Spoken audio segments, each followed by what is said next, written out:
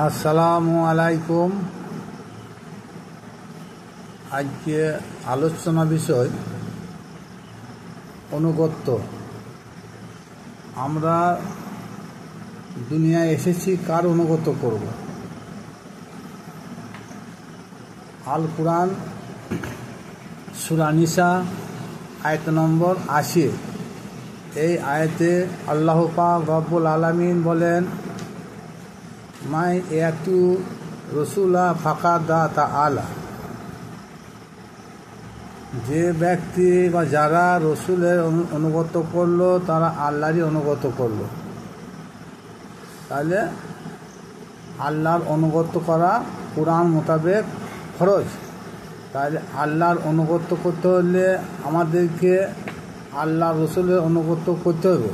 সুতরাং আল্লাহ রসুলের অনুগত করলেই কোরআনের ফায়সালা আল্লাহরই অনুগত করা হবে। এবার আসুন, নবী মোহাম্মদ মুস্তাফা সাল্লাল্লাহু তাআলা আলাইহি সাল্লাম, তিনি আল্লাহর প্রেরিত রসুল এবং বান্দা। তিনি যে আল্লাহ রসুল ছিলেন,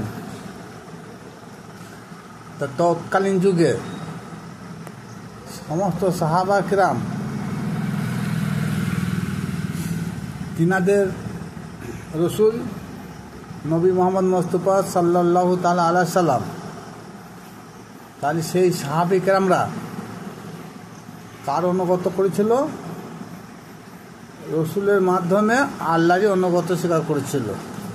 কুরআন ফায়সালা করলো যে যারা আল্লাহর অনুগত করতে চায় তারা যেন রসুলের অনুগত করে। তাহলে রসুলের অনুগতই হবে আল্লাহর অনুগত করা। এবার আসুন, আজ বিংশ শতাব্দীর মুসলমানদের মধ্যে নবী মোহাম্মদ মুস্তাফা সাল্লাল্লাহু তাআলা আলাইহি সাল্লাম, তিনি যে নবী রসুল, তিনি তো আমাদের সম্মুখে নাই।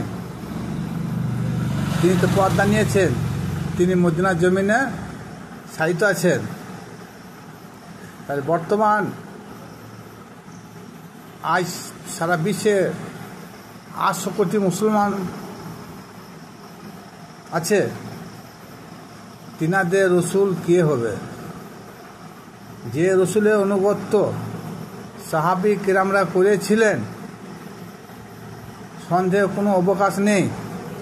তাহলে আজ আমাদের কাছ থেকে সেই রসুল পর্দা নিয়েছেন, বিদায় নিয়েছেন। আমরা এই বিংশ শতাব্দীর মুসলমান কোন রসুলের অনুসরণ করব, কার অনুগত্য করব? তাহলে সেই রসুলের অনুগত্য যদি না করতে পারি, তাহলে আল্লাহ পাক রব্বুল আলামিনের অনুগত করি কেমনে? এটা একটা চিন্তা ভাবনা বিষয় আছে। এ ফায়সালা কে দিবে? আল্লাহ রসুল সাল্লাল্লাহু তাআলা আলাইহি সাল্লামকে কিছু সাহাবী জিজ্ঞেস করেছিলেন, ইয়া রাসূলুল্লাহ,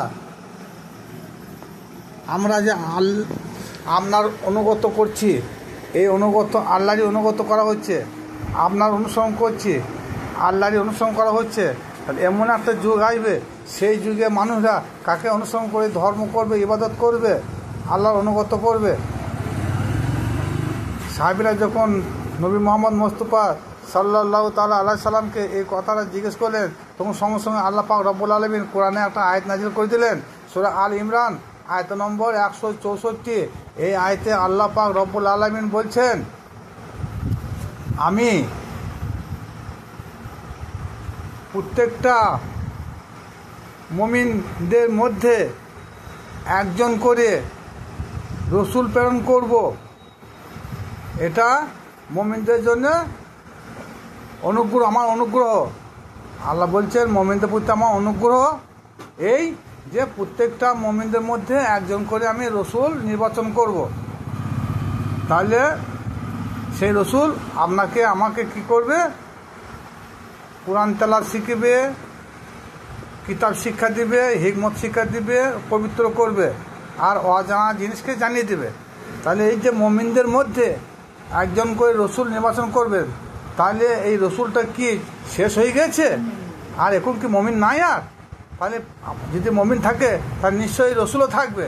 সেই রসুলের অনুগত করলেই আল্লাহর নবী মোহাম্মদ মুস্তাফা সাল্লাল্লাহু তাআলা আলাইহি সাল্লামের অনুগত করা হবে। আর নবী মোহাম্মদ মুস্তাফা সাল্লাল্লাহু তাআলা আলাইহি সাল্লামের অনুগত করা মানে আল্লাহর অনুগত করা হবে।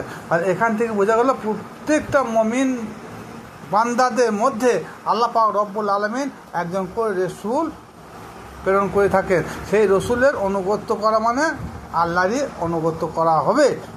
এরপরে সূরা নিসা আয়াত নম্বর 59, এই আয়াতে আল্লাহ পাক রব্বুল আলামিন বলেন, আতিউল্লাহ আতিউ রসুলা উলিল আমরি মিনকুম, তোমরা আল্লাহর অনুগত করো, তোমাদের রসুলের অনুগত করো, আর তোমাদের দলনেতা এই উলিল আমর মিনকুম অর্থাৎ তোমাদের দলনেতা যার কথায় তোমরা ওঠা বসা করো, যে তোমাদের দ্বীন ইসলাম শিক্ষা দেয়, সেই লোকটার অনুগত করো। সেই লোকটার অনুগত করলে রসুলের অনুগত করা হবে। রসুলের অনুগত করা মানে আল্লাহরই অনুগত করা হবে। তাহলে উলিল আমরি বলতে গেলে এখানে কী বোঝানো হয়েছে? কলুল জামিল বলে একটা কিতাব আছে, মুহাদ্দিস আব্দুল হক দেহলভী তিনি ওই কিতাবটা লিখেছেন। ওই কিতাবে লেখা আছে উলিল আমরি মিনকুম বলতে গেলে আল্লাহর অলি পীর মুর্শিদদেরকে বোঝানো হয়েছে। সুতরাং পীর মুর্শিদের অনুসরণ অনুগত করা মানে রসুলের অনুসরণ অনুগত করা হবে। আর রসুলের অনুসরণ অনুগত করা মানে আল্লাহরই অনুগত করা হবে। আপনি আমি ভাবুন যে আপনার অনুগত করতে হলে আপনি কি ডাইরেক্ট আল্লাহর অনুগত করবেন না শয়তানের অনুগত করবেন? যদি কোরআন মানেন তাহলে আপনাকে উলিল আমরি মিনকুম এর আগে অনুগত স্বীকার করতে হবে। আর যখনই এর অনুগত স্বীকার করবেন তখন রসুলের অনুগত স্বীকার করা হবে। আর যখনই রসুলের অনুগত স্বীকার হয়ে যাবে তখন আল্লাহরই অনুগত, এটা আল্লাহ পাক রব্বুল আলামিন তিনি কবুল করলেন। খুব সংক্ষিপ্ত আয়াত, খালি এখানে বোঝা যাচ্ছে যে আমাদের কাছে সেই নবী মোহাম্মদ মুস্তাফা রসুল আর নাই, কিন্তু রসুল এখনও তৈরি হচ্ছে। আল্লাহ পাক রব্বুল আলামিন সূরা হজে 75 নম্বর আয়াতে বলেছেন, আমি জিন ও মানুষ হতে আমি রসুল নির্বাচন করে থাকি। করেছিলাম এটা বলে না, করবো এটা বলে না, আমি করে থাকি প্রেজেন্ট টেন্স বর্তমানকাল, তিনি আজ প্রেরণ করছেন। তাহলে আর এদিকে সূরা আল ইমরান 164 নম্বর আয়াতে আল্লাহ বলেন যে মুমিন বান্দাদের মধ্যে আমি রসুল প্রেরণ করে থাকি। সেই রসুলের অনুগত আপনাকে আমাকে করতে হবে, নচেত মুমিন মুসলমান হতে খারিজ হয়ে যাব। তাহলে আমরা ওই শয়তানের পদ্ধতি মগ্ন থাকবো।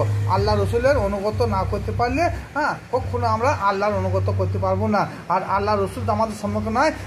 যখনই আপনি আপনার পীর মুর্শিদের আল্লাহর ওলিদের অনুগত স্বীকার করবেন তখন সেই অনুগতটা হবে আল্লাহ রসুলের অনুগত।